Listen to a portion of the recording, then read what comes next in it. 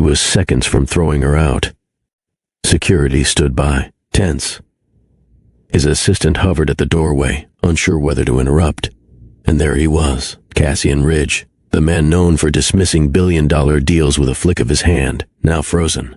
Not by fear, not by anger, but by the child clinging to her leg.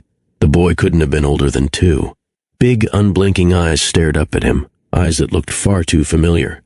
Seraphine didn't speak at first. She let the silence do the work. Let the boy look at the man who used to pretend love didn't exist, who once told her, in a tone as sharp as broken glass, that feelings complicate the plan. Now he stood there, breath caught in his throat, while the plan, shattered. If you believe in second chances, if you think people can change, hit that like button, drop your thoughts in the comments, and make sure to subscribe. More real, raw, unforgettable stories are coming. Cassian's voice was gravel when it finally came out. What is this? You know what this is, Seraphine said, calm but not cold. Her eyes weren't here to negotiate. They weren't here for pity. They were here for truth. She stepped forward, not close enough for comfort, just enough for clarity. His name is Elior, she said, looking down at the child before raising her gaze. He knows who I am. It's time he knew who you are. Cassian glanced between them. His mouth opened, closed. His thoughts raced like 1,000 cars on a 6-lane freeway. Logic said it couldn't be real, that she was bluffing, that this was some twisted attempt to get his attention after all this time. But then, the child smiled. It wasn't just the eyes. It was the way his jaw tilted when he grinned, the same slant Cassian saw in the mirror every morning. He took a small step forward. The boy looked up, curious, unafraid. You waited. 2 years, Cassian said, his voice low. I waited for him to learn how to walk, she replied, and for you to grow up. He looked at Seraphine then, not as the woman who once challenged everything he thought he knew, but as the woman who'd carried his son through every night without him. What do you want from me? Nothing, she said. This isn't about you. It's about him, and what he deserves. Cassian felt the floor tilt, not physically, but in that strange way reality shifts when a truth hits harder than any punch. This wasn't a negotiation, this wasn't a warning. This was the start of something he never expected. Cassian had weathered market crashes, courtroom battles, and ruthless takeovers, but none of that prepared him for the weight of a toddler's gaze. Elior tilted his head, still studying the man in the suit. He clutched a soft toy under one arm, something well-worn, with stitches that had been repaired more than once. Cassian's fingers twitched at his sides, unsure of what to do. He wasn't built for moments like this. He was built for boardrooms and blueprints, not children.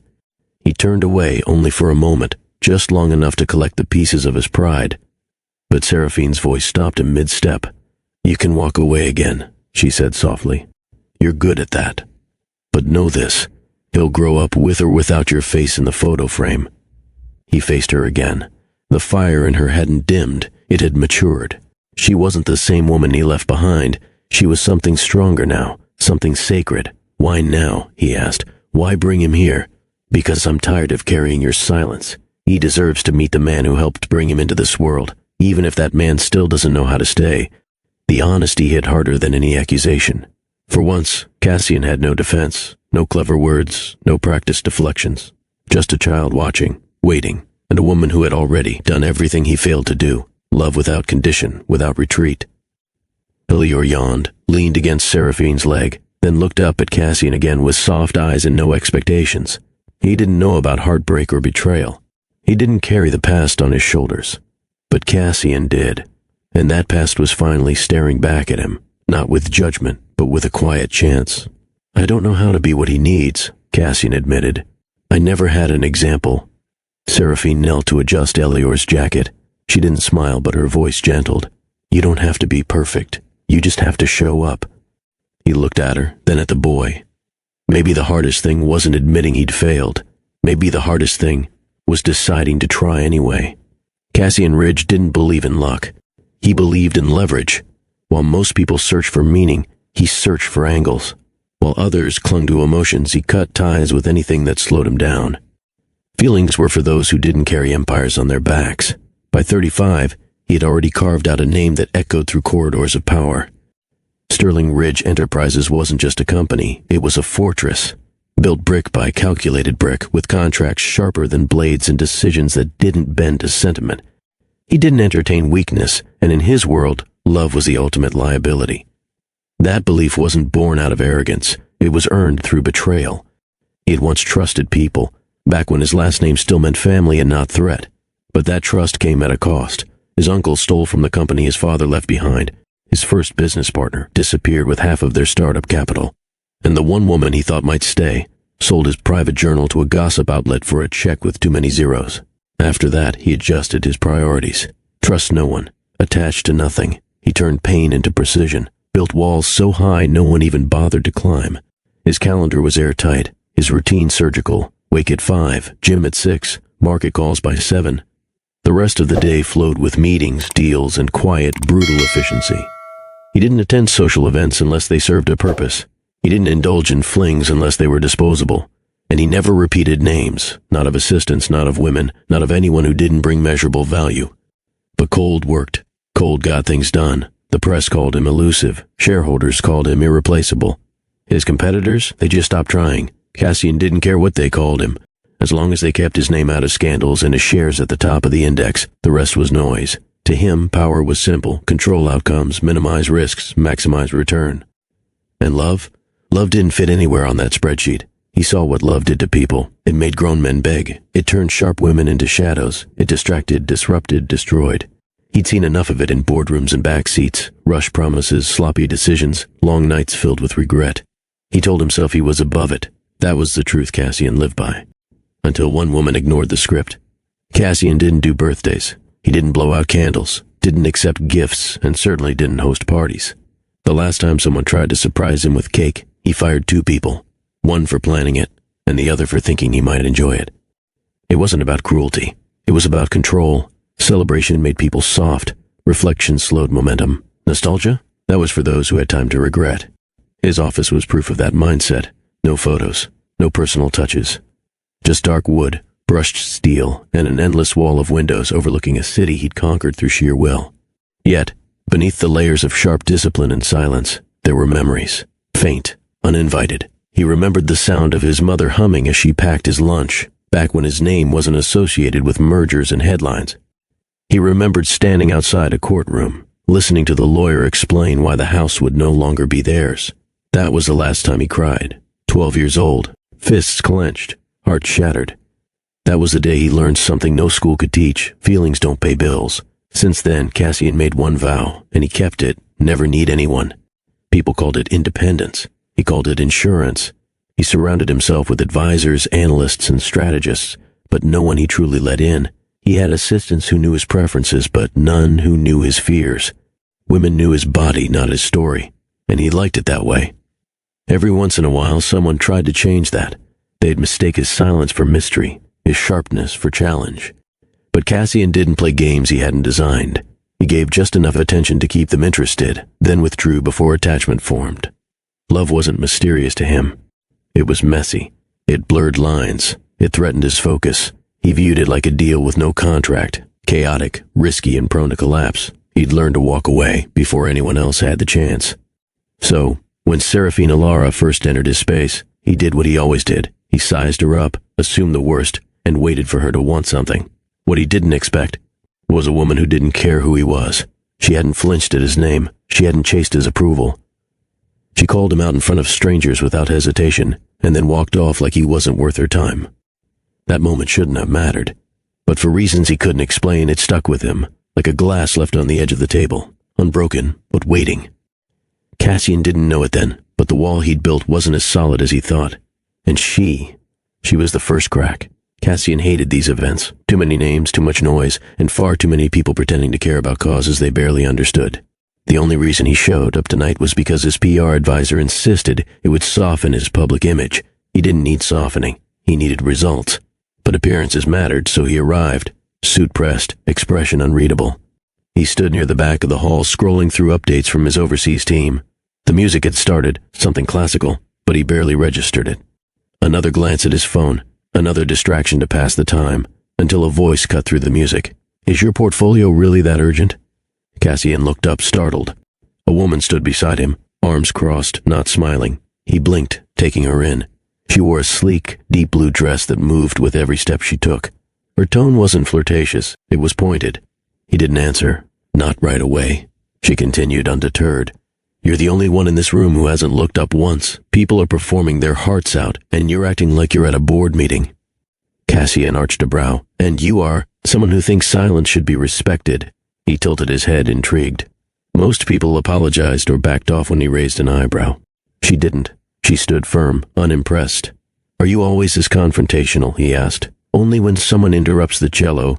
Cassian paused, studying her. Not just the face, the confidence, the ease with which she spoke, unbothered by his reputation or presence. You do realize who you're talking to? Yes, she replied. And I also realize you're being rude. The corners of his mouth twitched, not quite a smile, more a flicker of something between amusement and disbelief. No one talked to him like that, not at these events, not in that tone. She turned without waiting for a reply, walking back toward the center of the room. Cassian watched her go, her shoulders squared, her posture assured. Who was that? He asked his assistant quietly a moment later. Seraphine Alara. She's curating the silent auction for the art wing. Independent. Doesn't work for us. Cassian glanced at the stage, then back to the spot where she had stood. Ilara. He didn't know it then, but her name had already started echoing in the part of his mind he usually kept locked. Not because she flattered him, but because she didn't. 3 days later, Cassian walked into the Alden Museum under quiet protest. He didn't care for abstract pieces or brushstroke interpretations of the human soul. The entire outing was a favor, part of a sponsor obligation he'd agreed to months ago, and one his PR team wouldn't stop reminding him of. He planned to walk through, nod politely, and leave before anyone cornered him for a donation photo. But she was there. Seraphine Alara stood near the center of the exhibit space, clipboard in hand, explaining a sculpture to a group of guests. Her tone was calm but energized, confident without showmanship. Cassian lingered near the entrance, listening. It's not about perfection, she was saying. This piece is about contrast, about the balance between restraint and freedom. The artist isn't asking you to like it. She's asking you to feel something, even if it's discomfort. That last word caught him. Discomfort. He knew the feeling well. Their eyes met briefly. She gave a polite nod and turned back to her group without acknowledgement beyond that. No reaction, no recognition of his status. Just that same quiet command she carried at the charity event. Cassian moved slowly through the exhibit, not really seeing anything. His attention kept drifting back to her. How she moved between guests, how she answered questions, how she held space without trying. He hated that he noticed. Eventually they crossed paths again. Twice in 1 week, she said flatly. Should I be worried? Cassian smirked. I didn't know you curated this, and you still showed up? He chuckled once, dry and low. PR commitment. Not personal interest, figures. There was no warmth in her tone, but no malice either, just disinterest. It fascinated him. In his world, people either feared him or wanted something from him. She did neither. He gestured toward a painting on the wall beside them. You said earlier, the artist wasn't aiming to be liked, that she wanted discomfort. Why? Because comfort makes people passive. If you want to move someone, challenge them, force them to see what they'd rather avoid. Cassian tilted his head. Is that your approach? Force people to face things? Only the ones pretending not to feel anything. The statement hung between them. She wasn't flirting. She wasn't poking. She was just stating it. Cassian held her gaze a moment longer than necessary. She didn't blink. For the first time in a long while, he felt something shift, not in his chest, but in the way he processed the room. The walls didn't feel as stable. The plan didn't feel as solid. He nodded once. Enjoy the exhibit, Miss Alara. I already was, she said, walking away. He watched her go, again. And for the second time that week, Cassian Ridge left a room thinking about someone who hadn't asked him for a thing. Cassian wasn't supposed to be at the Meridian Arts benefit. It wasn't even on his schedule. But when his assistant mentioned Seraphine would be attending as a featured panelist, something made him pause. He didn't ask for details. He just adjusted his tie, grabbed his coat, and made a quiet call to have his name added to the guest list. The venue was clean, modern, a mix of young collectors, seasoned curators, and high-profile donors milling around as if status came second to sentiment. Cassian slipped through the room unnoticed, which was exactly how he liked it. But his eyes scanned until they found her. Seraphine stood beside a sculpture made of bent metal and shattered glass. She wasn't presenting it. She was simply there, discussing it with 2 students. Her hands moved as she spoke, animated but precise. The way her eyes focused on the piece, not the attention around her, made her look grounded. Present. He didn't approach. Not yet. Instead, he walked the exhibit's perimeter, nodding at a few donors he recognized, then found himself circling back toward her corner again. "Didn't peg you as someone who attends twice," she said before he could speak. She hadn't even turned around. Cassian raised an eyebrow. "You have a habit of monitoring entrances?" "I have a habit of noticing patterns. You're deliberate. You don't just show up without purpose." He smiled slightly. "Maybe I came to see if you'd lecture me again." Seraphine finally turned to face him. "That depends. Are you planning to scroll through your phone during the speeches tonight?" Tempting. Her lips twitched, not quite a smile. "Try not to ruin the acoustics this time."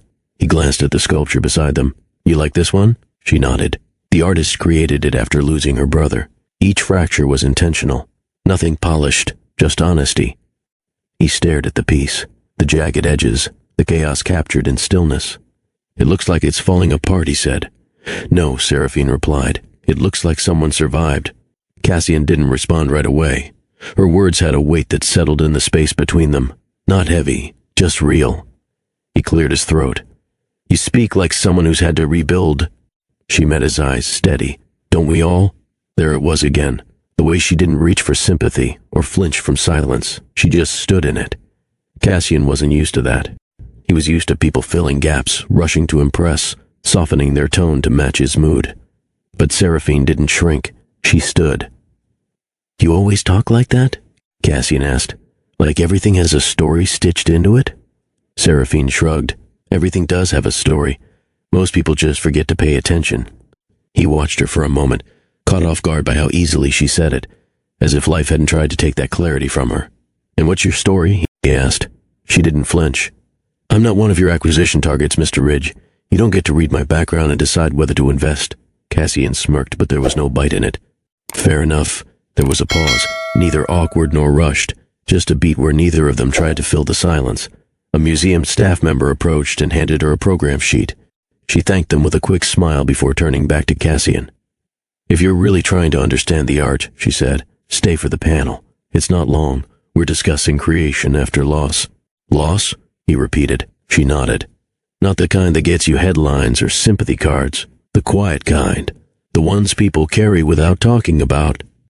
Cassian's jaw tightened slightly, just for a second. She saw it. "You know what I'm talking about," she added. He didn't answer. It would have been easy to deflect, ask about the artist, change the subject, walk away. But something about her presence held him in place. Like she wasn't demanding anything, yet wasn't accepting anything less than truth either. "I lost someone once," he said finally. "Trusted him like a brother. Turned out he trusted my money more than me." Seraphine didn't react with pity or surprise. She just nodded once. "And after that?" she asked. "I made rules," he said. "No feelings, no gray areas. No one gets close enough to take again." She studied him. "And how's that working out for you?" Cassian let out a low breath. "I still have my company. But what do you have?" she asked. That landed. For a man used to controlling every question, every response, every outcome, he suddenly had none. Seraphine shifted the topic smoothly. "The panel starts in 10. You can stay if you're curious." He wasn't sure if it was a challenge or an invitation. Maybe both. She turned, walking toward the hall. He watched her go, again, and this time he followed. Cassian took a seat near the back of the presentation room. The lights dimmed, and a soft voice introduced the panelists. 4 speakers sat across the small stage, but his attention locked on just one. Seraphine didn't wear the armor most public figures used, no manufactured charm, no polished sound bites. She didn't lean on credentials or lofty titles. When it was her turn to speak, she sat forward slightly and spoke without notes. "Grief," she began, "doesn't always scream. Sometimes it whispers. It shifts the way we see the world.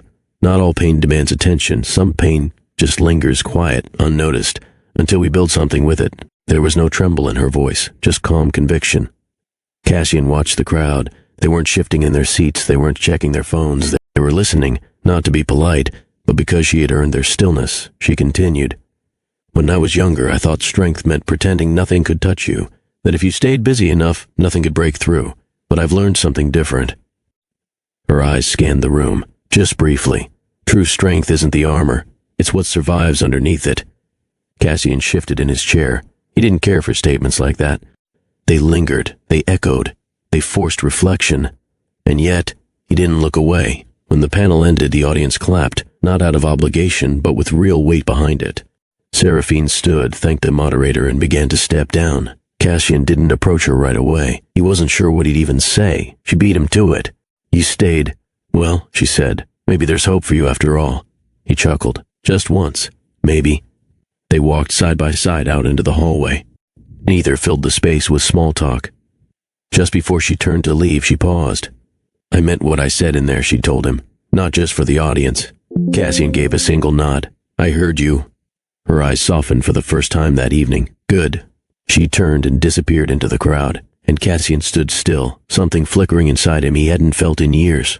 Not attraction, not confusion, but challenge. Someone had just reached a place in him that no one was ever supposed to reach. What would you do if someone challenged everything you believed in? Drop your answer in the comments, and if this story has you thinking, hit that like button and subscribe. More is coming. The evening ended with guests trickling out of the gallery and the lights dimming room by room. Cassian lingered near the back exit, unsure of why he hadn't already called his driver. He checked his phone. 2 missed calls, one from a board member in London, the other from his assistant.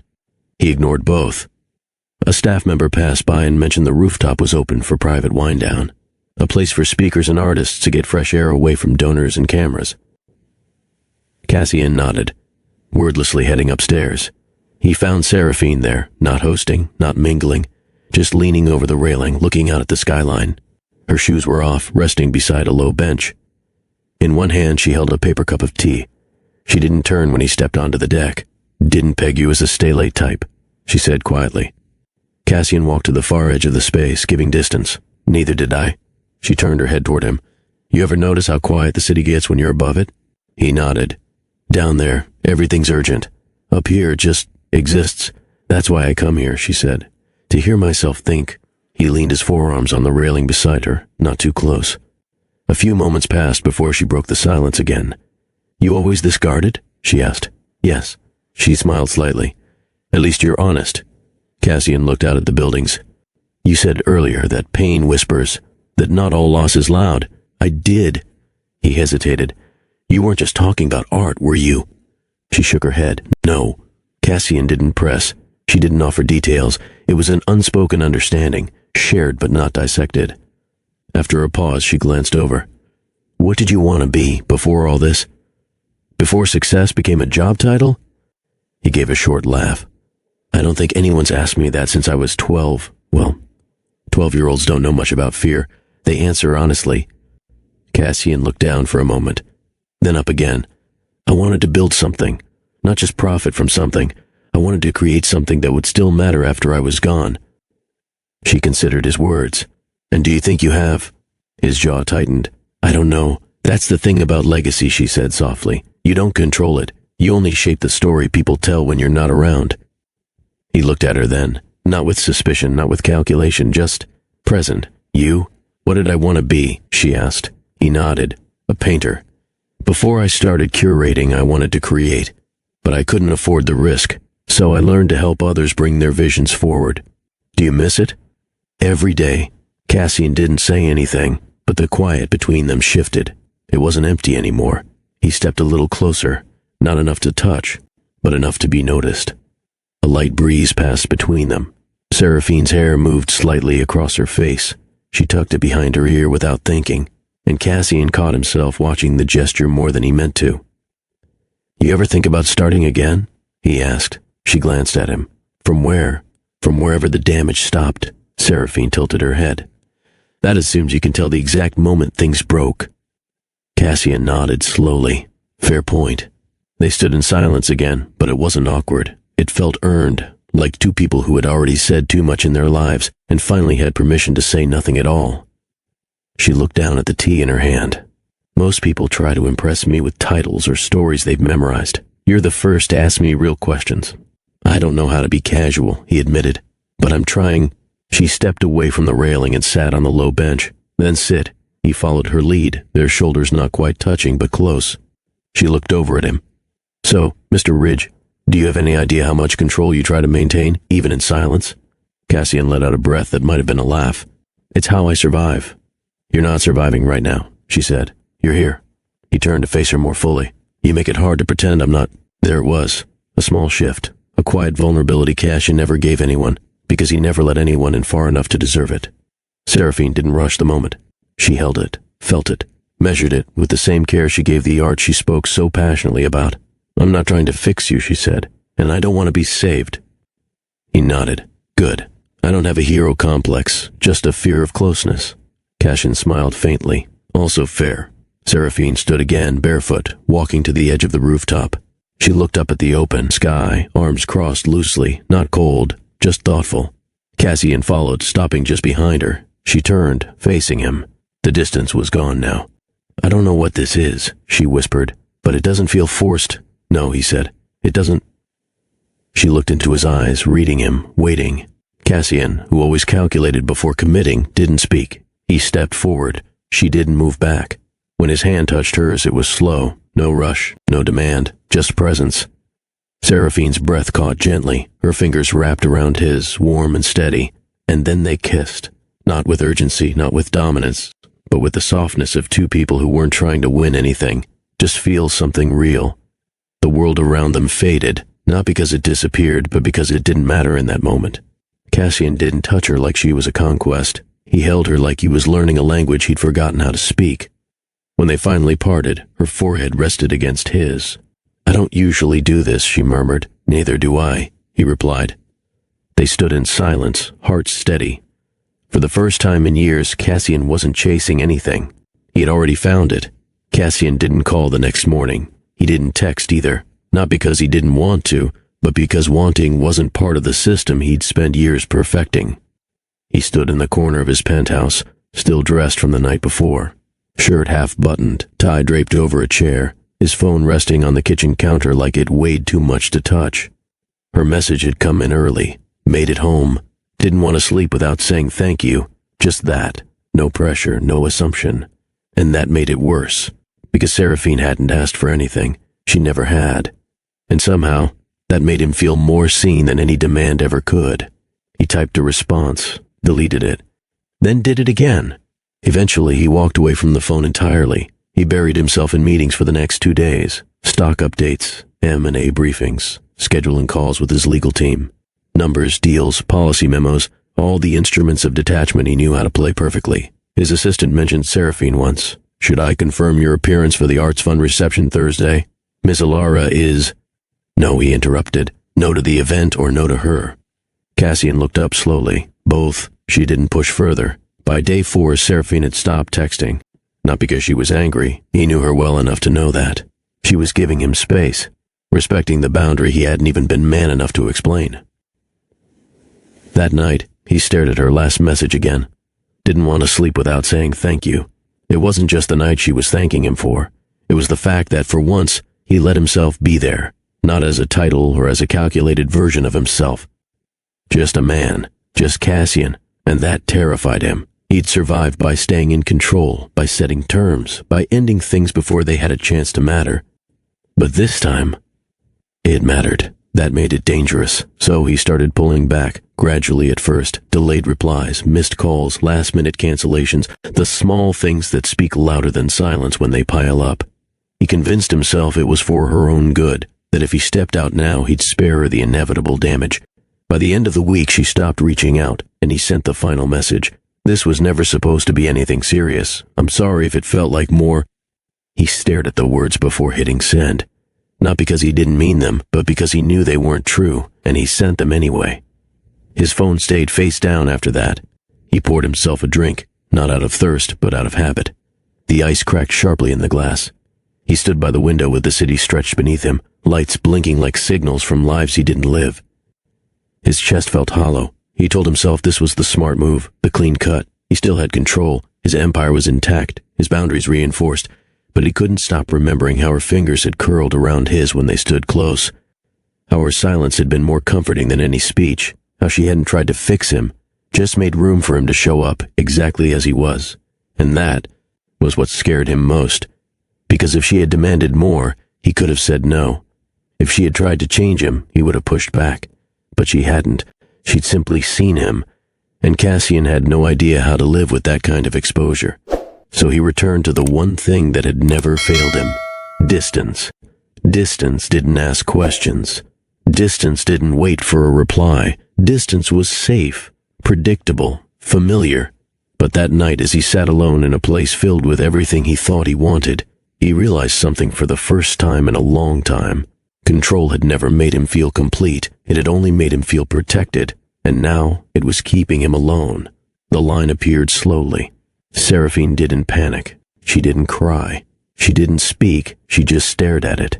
The test sat motionless on her bathroom counter, but everything else inside her had shifted. She gripped the edge of the sink, grounding herself as the weight of what it meant pressed inward. She already knew. The test was just confirmation. Her body had been telling her for weeks. Subtle signs, slight exhaustion, a shift in rhythm. That quiet knowing you don't want to name until you're forced to. She picked up her phone. Cassian's name was still saved, untouched. A contact that hadn't lit up since his last message. She locked the screen again. Her thumb hovered, not over a call, not over a text. Just silence. Because the truth was, she had no interest in chasing a man who needed a breakdown to realize what he'd walked away from. This wasn't about pride. This wasn't about revenge. This was about clarity. She was carrying something new, something sacred, and some things deserved peace more than performance. The next day, she went to a quiet clinic tucked between a bookstore and a florist shop. The nurse greeted her with soft eyes, no small talk, just respect. When the doctor returned with the results, Seraphine just nodded. No questions, no overreaction. 5 weeks. She took the pamphlets, the appointment slips, and walked out into the afternoon light with her coat zipped higher than usual and one hand resting over her stomach. No panic, no collapse, only stillness. That night, she stood in the center of her small apartment and said it aloud for the first time. "I'm going to be a mother." She didn't whisper it. She didn't cry into a pillow. She said it the same way she curated exhibits, with intention and finality. She didn't reach out to Cassian. She didn't ask for his opinion. Because she had already made the decision, this child would not be raised by someone who needed convincing to show up. He would not grow up waiting on cold replies or watching his mother hold in tears. No, her son would grow up safe, grounded, and deeply loved, even if it was just the two of them. The next few months became a quiet shift. She restructured her gallery commitments. She found a prenatal yoga class led by a woman who used to be a sculptor. She painted in the mornings and took long walks at sunset. She began buying little things: a yellow onesie, a journal, a rattle shaped like a fox. Soft things, gentle. There were moments of doubt, sure. She wouldn't lie to herself, but never once did she regret choosing to keep them. She started writing letters in that journal, not every day, just when something stirred. A thought, a lesson, a truth she wanted him to one day understand. You weren't born into perfect circumstances, but you were born into love. That one filled the first page. The night she heard his heartbeat, she closed her eyes and smiled, even as tears rolled down her cheeks. The night she passed the restaurant she and Cassian were supposed to meet at, the one he skipped without explanation, she paused for a few seconds. Let the ache in her chest rise, let it pass, then kept walking. Her strength wasn't in pretending nothing hurt. It was in choosing not to stay hurt. When Elior was born, her hands didn't tremble. Her breath was steady. Her voice was calm as she whispered, "Hi," while holding him against her skin for the first time. She stared into his eyes and saw Cassian's gaze looking back at her. Those unmistakable eyes. But there was no anger in her, only clarity. She wouldn't let her past interrupt his future. She raised Elior with grace and structure. She taught him to speak with kindness and listen without fear. She read to him every night, hummed while folding his clothes, and learned to do everything she thought she'd never need to do alone. Alone. And she did it well. 2 years passed. One morning, Elior was playing with his blocks near the window. He looked up suddenly, pointed to a father lifting his daughter outside and asked, "Where's my daddy?" She sat beside him. She didn't say he left. She didn't say he didn't want us. She said he hasn't met you yet, and in that moment she knew what she had to do. Not because she needed Cassian to return, not because she believed in fairy tales, but because Elior deserved truth, not silence. She packed light, 1 bag, 2 outfits, a copy of the birth certificate, a picture of Elior that she knew Cassian couldn't ignore, and she walked into the building she hadn't been near in 2 years. She didn't shake. She didn't stall. She just said to the receptionist, "Tell Cassian Ridge, Seraphine Alara is here, and she's brought someone he needs to meet." Would you have told him, or walked away like Seraphine? Drop your thoughts in the comments, and if this part stirred something in you, hit that like button and subscribe. More stories like this are coming. The assistant's voice cracked slightly. Sir, there's someone downstairs. Cassian barely looked up from his laptop. Then tell security to handle it. She said she won't leave. Then tell them to be firm. She has a child with her. He paused. The room fell quiet. The buzz of the city, the hum of the AC, even the tapping of keys, all of it faded beneath the weight of that one statement. He looked up. What did you say? The assistant stepped forward, holding a tablet pressed to her chest like a shield. She said her name is Seraphina Lara, and the child is yours. For a moment, Cassian thought his brain had misfired, that maybe he hadn't heard correctly, that maybe she meant something else, a legal issue, a miscommunication, anything other than what those words really meant. But he knew better. His mind raced, but his feet moved before he could think. He took the elevator down himself. No security, no noise, just silence. The doors opened into the marble lobby of Sterling Ridge Enterprises, the empire he built with walls so high nothing could get in. Except now. She was standing there, exactly like she had all those years ago, composed, calm, and unbothered by how out of place she should have felt. She wore no anger, no drama in her posture, just certainty. And beside her, holding tightly to her hand, stood a boy. Cassian stopped walking. Illier was small but not fragile. His hair was dark just like Cassian's. His brow furrowed slightly as he looked up at the man who'd unknowingly existed in every part of his DNA since day one. The silence stretched. Seraphine broke it. Hello, Cassian. His mouth opened slightly, but no sound came. Seraphine gestured gently. This is Elior. He's 2 years old. He likes blocks, peaches, and hiding crayons under the couch. He doesn't cry when he falls. He doesn't scream when he's tired. He just gets quiet. Cassian still hadn't moved. Seraphine continued, steady as ever. He knows my name. He doesn't know yours. That's why we're here. Cassian finally spoke. Why now? Because he started asking. He looked at the boy again. Elior had wandered a few steps closer, looking around with wide eyes, completely unaware of the storm spinning just beneath the surface of adult words and history. Why didn't you tell me? Cassian asked. I didn't think you were ready, Seraphine replied. I wanted to protect him, from silence, from cold replies, from being another thing you pushed away out of fear. Cassian swallowed hard. I didn't ask for this. I know, she said. Neither did he, but here we are. He dropped his gaze to the floor. You could have taken me to court. You could have made this public. You could have... But I didn't, she said softly, because this isn't about punishing you. It's about giving him something you never gave me. Honesty that hit harder than anything else. Cassian looked up again, at her, then at the child. There was no plan, no strategy, no script for this moment. He was the man who always had answers, and now he had none. Cassian took a breath, the kind that scraped on its way out. He knelt slowly. Elior stood just a few feet away now, thumb in his mouth, gripping a tiny stuffed elephant with one hand and watching Cassian with curious eyes, not afraid, just unsure. What's your name?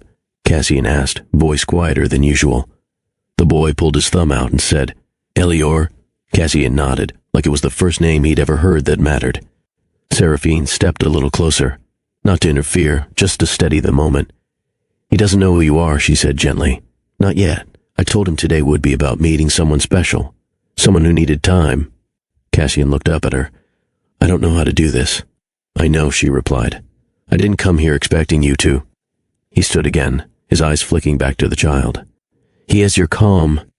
He has your eyes. Cassian's throat tightened. He'd spent years chasing silence, building walls, shutting every door that threatened to let something real in.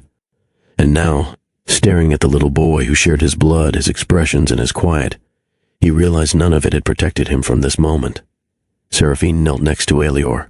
Sweetheart, she said, this is Cassian. Elior tilted his head. Like the book?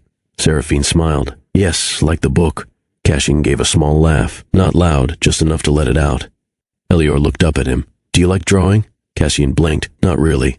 Elior nodded once. That's okay. I like it enough for both. Seraphine stood again. That's how he is, she said. He doesn't need much to connect with someone, just presence. Cassian nodded slowly. He wasn't a man used to standing still like this. No deals, no offers, no leverage. Just reality. And for once, he didn't want to run. He looked at her, truly looked at her. The woman who had carried all of this alone, who had made space for a life while he had buried his own in distraction. You should have told me, he said. I almost did. 100 times. Why didn't you? She folded her arms, not defensively, just firmly. Because you told me once that this wasn't supposed to be serious, and I took you at your word. I didn't want to bring a child into a dynamic built on hesitation. Cassian closed his eyes for a beat. When he opened them, she wasn't angry, just resolute. I'm not asking you for money, she said. I'm not here for involvement you can't maintain. But he's asking questions, now, and he deserves answers. He nodded, slowly. I want to try, he said. I don't know what that looks like, but I want to try. Seraphine studied him, then start by showing up. He looked down at Elior, who had wandered toward a nearby bench and started arranging his toy against the armrest like a little seat. Cassian smiled, not because it was perfect, but because for the first time in years, something felt like it could be real. Can I see him again? He asked. Seraphine nodded. You can start with coffee next week, just you and me. Talk, no pressure, no decisions. Okay. She gathered Elior's things, helped him with his jacket. As she led him toward the door, Elior looked back and waved, fingers wiggling like a slow fan. Cassian raised his hand in return. It was small, but it was a beginning. Cassian arrived 10 minutes early. He sat in the corner of the cafe, fingers interlaced, watching the door with attention he couldn't mask. The last time he'd waited for Seraphine, it had been before anything between them had mattered. Now everything did. She walked in with Elior, her step steady, her expression unreadable. The boy wore a gray sweater and mismatched socks, one striped, the other plain. Cassian noticed that first, not because it bothered him, but because it made the child seem real, not perfect, not curated, just real. Hi, Cassian said as they reached the table. Seraphine nodded. We'll keep it short. He's usually good for about 30 minutes before he gets fidgety. Cassian knelt to Elior's level. Remember me? Elior looked at him for a moment, then said, You're Cassian. That's right. You still don't draw? Cassian smiled. No. Okay, Elior said. Then without hesitation, he climbed into the seat across from him and started fiddling with the sugar packets. Seraphine sat beside him, keeping a close but casual eye. Cassian didn't miss it, the way she measured the space between them, the way her fingers rested protectively near her son. He understood it, respected it. I've never really spent time with kids, he admitted. Everything I know is from books and the internet. That explains the tie, Seraphine said, nodding at his perfectly pressed collar. You look like you're about to present a quarterly report. Cassian loosened it, chuckling. I wasn't sure what fatherhood attire was. You'll figure it out, she said. They ordered drinks. Cassian tried not to overthink every word, but he could feel the pressure behind each moment, the sense that every glance, every response, every silence might be weighed later. Do you want to hold the crayons? Elior asked him, pushing over a few from his pocket. Cassian took them carefully. Sure, you can line them up by color. Red first. Cassian obeyed, placing the red one gently at the top of the napkin. Elior nodded, satisfied. It was a small thing, insignificant to anyone else. But to Cassian it felt like a test he didn't know he'd passed. After they finished, Seraphine stood, brushing crumbs from her coat. We'll see you again if we feel like it's healthy. No pressure, no obligations. But if you commit to showing up, mean it. I will. She hesitated. I want to believe that. Cassian looked her in the eye. Then give me time to prove it. The next visit wasn't planned. Seraphine had mentioned Elior had a cold. Nothing serious, just the usual fatigue and sniffles.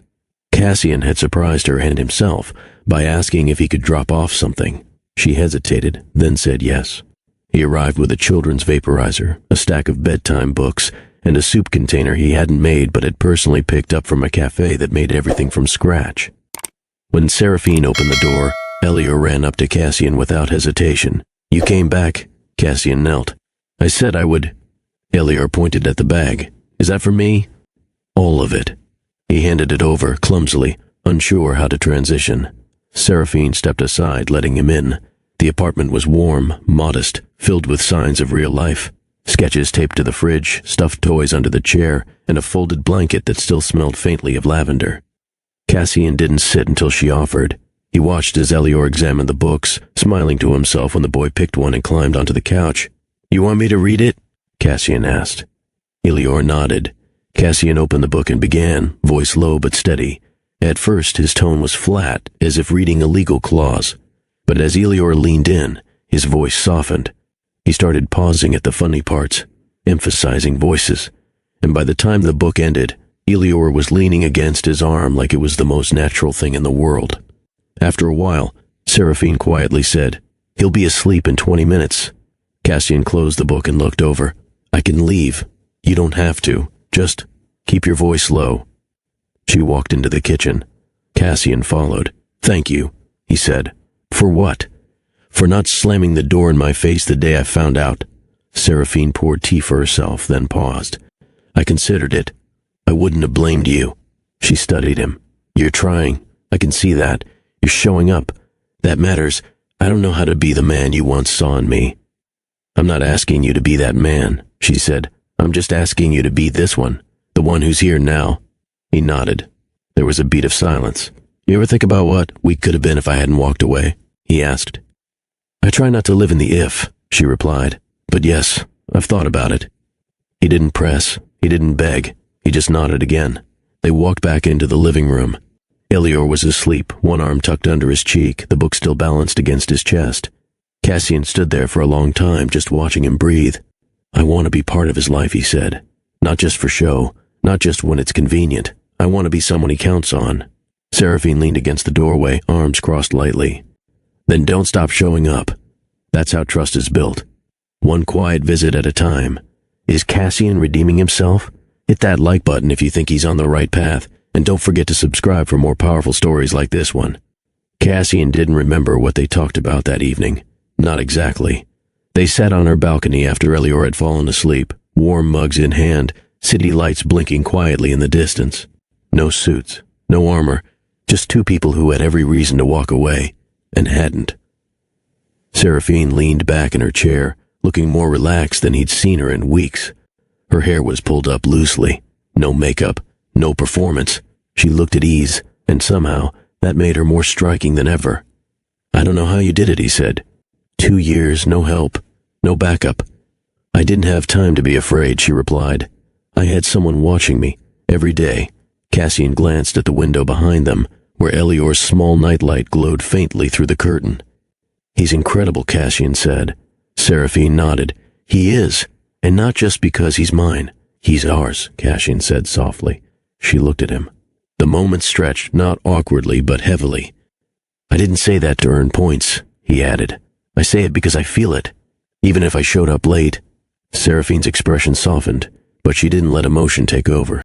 I never expected you to show up perfectly, she said. I just expected you to mean it when you did. I do. She didn't speak for a long moment. Then you hurt me, I know. I believed you when you said you wanted to try. That night, it wasn't just physical. You let me in. Then you vanished. Cassian looked down at his hands. I didn't know how to let someone see that part of me without losing control. And now? I'd rather lose control than lose you again. She didn't rush to forgive. She didn't jump to embrace him. Instead, she stood and walked to the edge of the balcony. I'm not asking for a grand gesture, she said. But if this is real, if you want to be part of our lives, I need to know that you're not going to disappear the first time it gets hard. Cassian stood too. He stepped closer, but not too close. I'm not running anymore. She turned to face him, then stopped holding back. There was no music.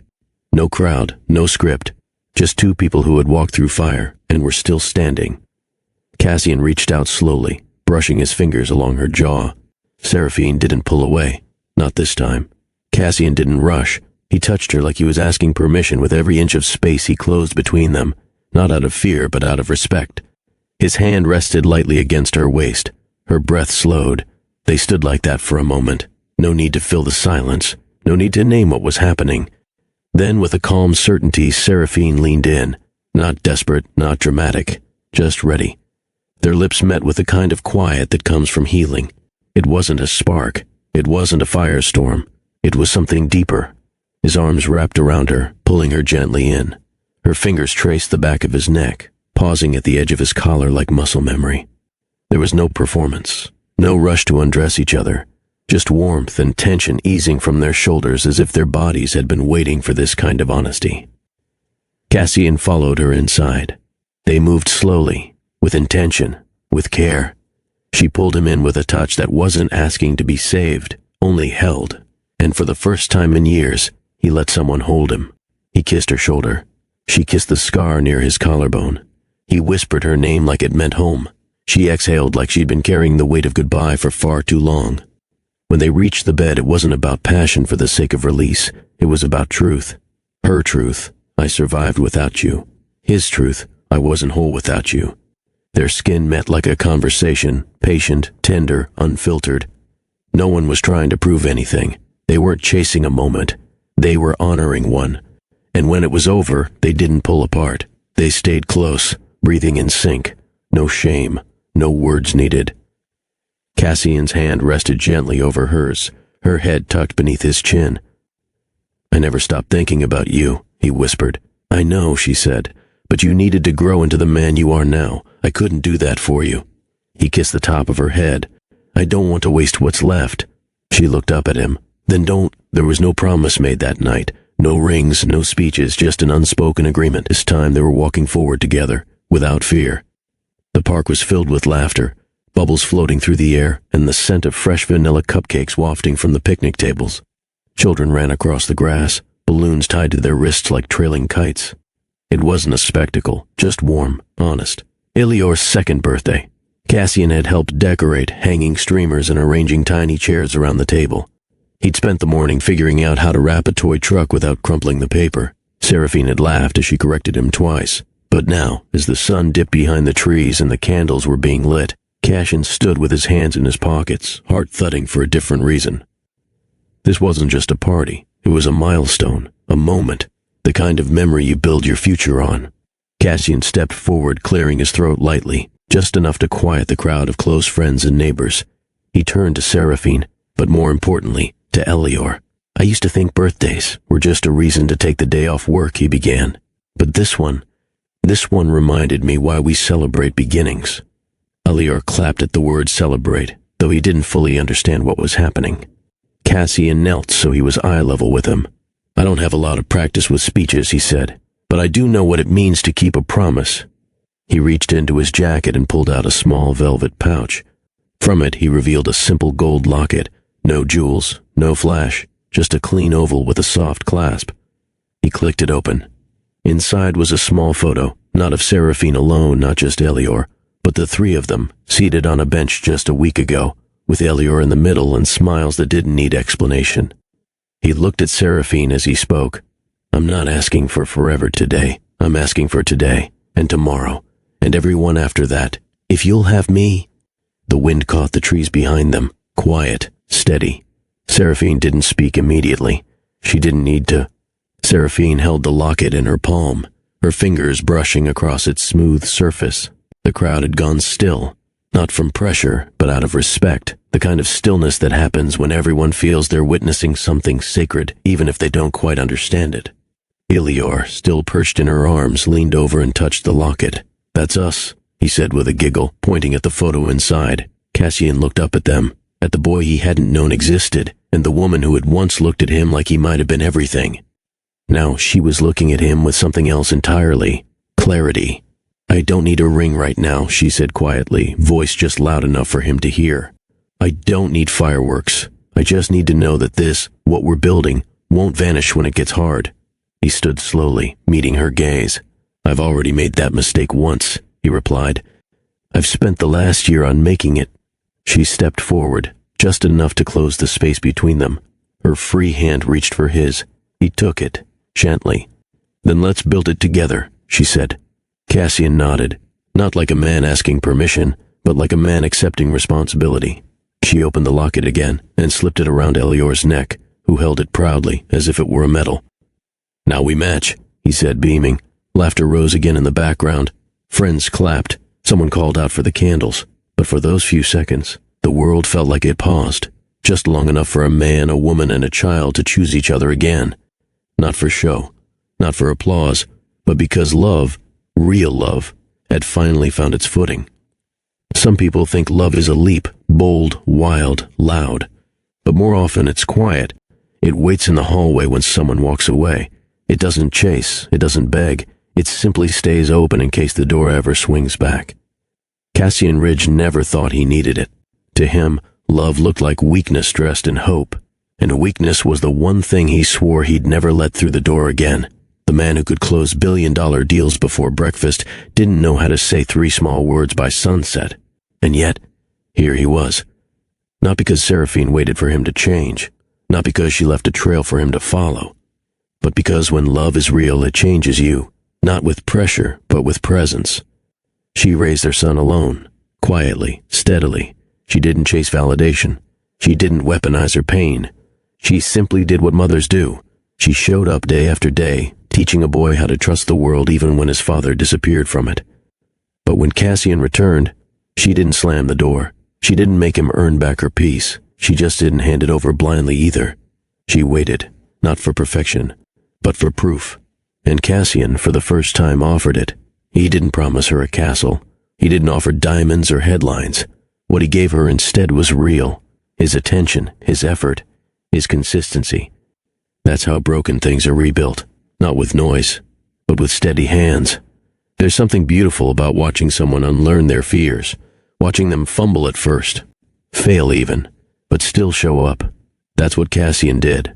He read bedtime stories, badly. He brought soup when Elior was sick.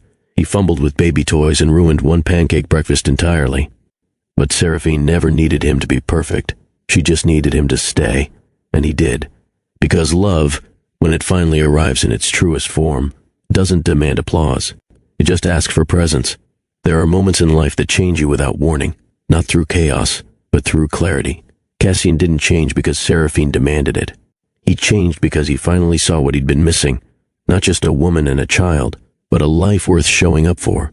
He could have stayed the man he was, wealthy, guarded, untouchable. But wealth never warmed a bed at night. Control never answered questions like, why didn't you come back? Power never picked up a sick child or rocked him until the fever broke. What changed Cassian wasn't one big moment.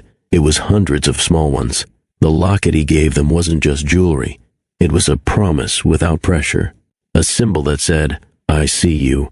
I choose you. Even if we're not perfect. That's what real love looks like. Not a grand gesture, but a quiet decision, made every day, even when no one's watching. And Seraphine? She could have stayed angry. She could have closed the door and locked it forever. But her strength was never in staying silent. It was in knowing when to speak and when to listen. It takes courage to forgive, even more to trust again. But she did, slowly, intentionally, because she saw the difference between a man running from himself and one running toward his family. As for Elior, he'll grow up not remembering the absence but the presence, the bedtime stories, the soccer games, the days when his parents laughed in the kitchen over burnt toast and spilled juice. He'll remember a father who showed up, and a mother who never stopped believing in the better version of someone, even when she couldn't force it to arrive. So if you've ever been the one who walked away, or the one who waited, or the one trying to piece something back together with trembling hands and no map, remember this. Love isn't loud, but it's steady. It doesn't erase mistakes. It holds space for redemption. It won't always be beautiful, but it will be real. And that's more than enough. Subscribe for more stories with heart and healing. Your next favorite tale is a click away, because the most powerful stories are the ones that remind you you're not too late to begin again.